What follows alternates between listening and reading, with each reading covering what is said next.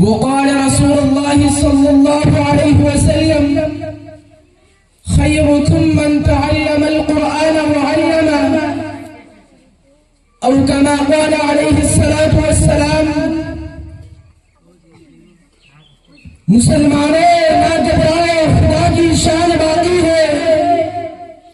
مسلمانوں نہ گھبرائے، خدا کی شان باقی ہے. ابھی اسلام زندہ ہے، قرآن باقی ہے.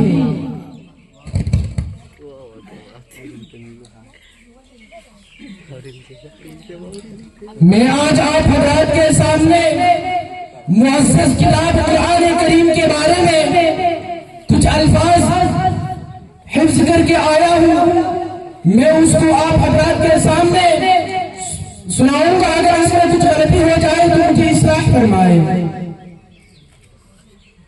اس کتاب کے بارے میں بات کرنے کے لیے آیا ہوں جس کی ذمہ داری خود رب کائنات نے لی ہے.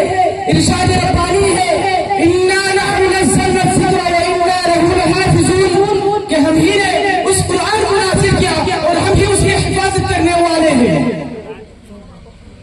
جب اہل مکہ نے قرآن کریم کو کلام اللہ کی کتاب سے نہیں نوازا اور معجزہ ہونے کا انکار کر دیا، اس کتاب کا انکار کیا جس کے بارے میں ارشاد جاری ہے لا ریب فیہ، اس میں کوئی شک نہیں ہے.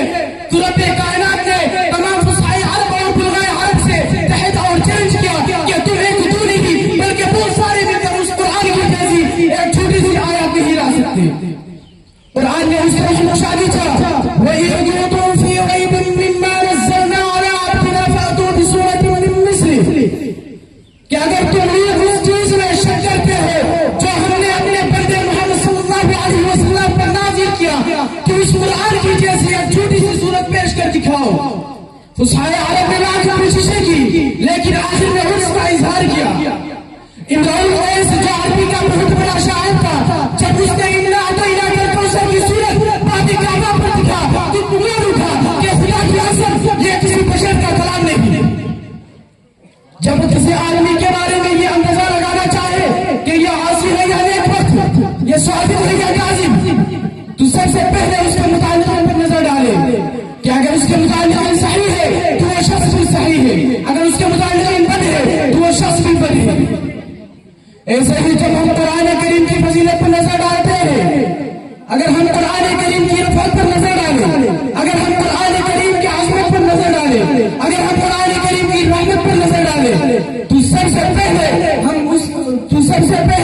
ہم اس کے متعلقین پر نظر ڈالتے ہیں اور دیکھتے ہیں تو سب سے پہلے تعلق نظر آتا ہے رب کائنات جو مصدر قرآن ہے، جو خالق جہان ہے.